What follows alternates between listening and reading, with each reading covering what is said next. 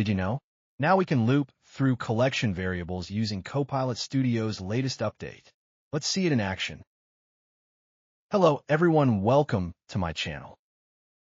Today in this video, I will show you how to work with loop action in Copilot Studio. Earlier in Copilot Studio, there was no loop feature where you could iterate through the collection variable. Now, recently Microsoft has launched this feature, loop action, using that we can iterate the collection variable and display data on the screen. For this demo, I have considered this leave management list here, and I will read this leave management list from the Copilot agent and display each title from this list using the loop action. So this is my Copilot agent. Already I have developed it, and where I have created a custom topic, I will just trigger my topic. Then I will explain how I have developed this. I'll just pass this prompt. Trigger my loop execution topic. Let's submit this. My loop execution topic should get executed. Excellent. You could see all the title column values from my SharePoint leave management list got displayed with the loop index number. We can see all 5 items title values displayed one by one. All these values came from my SharePoint leave management list and got displayed in my Copilot agent. Now I will explain to you how I have developed this. You can see the loop execution demo topic got executed. This is the custom topic I have created. I will take you there and explain. It is reading each item from my SharePoint list and displaying it here. Now I will show you how this is working. What I did was first I have created a tool. So I will go to the Tools menu and I'll add my tool first, which is Get Items. To add a new tool, click on the Add a Tool button from the Tools menu. Then click on the tool you want to add to your agent, then configure it. Here I have added Get Items tool right. You need to select your tool you need and configure it. This is what I have done here. I'll show you the configuration of what I have done in my already added tool right. So let me open my Get Items tool. Here I just pass my site URL. You can select your site URL from the site drop-down list. This is my site URL, and here I have passed my SharePoint list, and this is also a drop-down selection. Similarly, you can select your list which you want to connect to right. Only these 2 parameters I have passed here, site address and list name.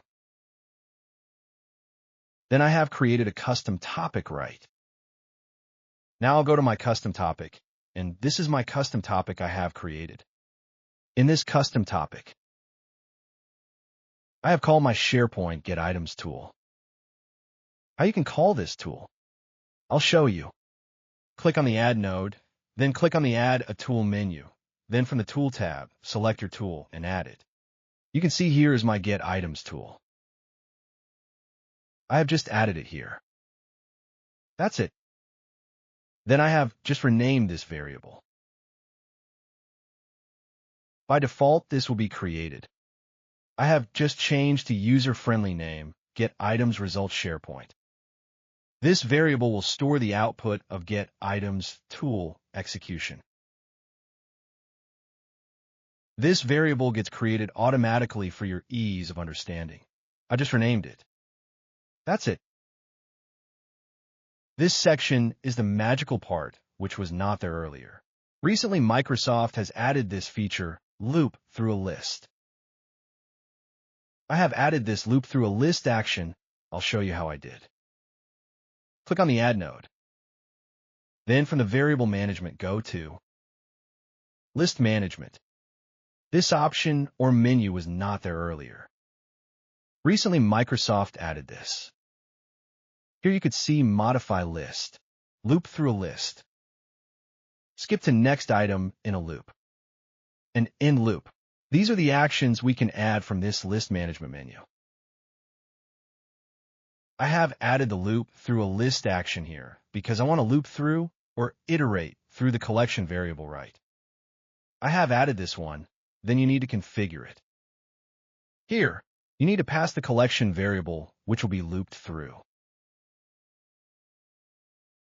I will not configure this one.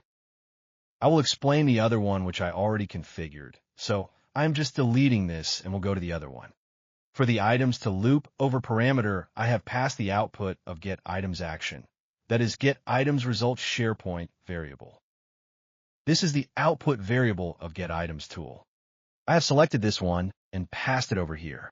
Then this loop value variable, loop value 1, will be created automatically. I have not changed it. I kept this as is. This section is inside the loop section. To read each item from the collection variable, what I have done is, inside this section, I have added a message node just for debugging this loop feature. So I named this as message loop debugging. Then I have added loop index value and title column from the loop value variable loop value 1. For the title, I have added the dynamic title column value from the loop variable. If you go to this formula, add just,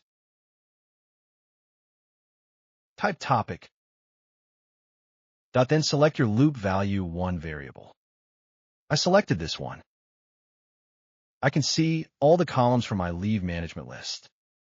So you can select whichever column you want and you can display it.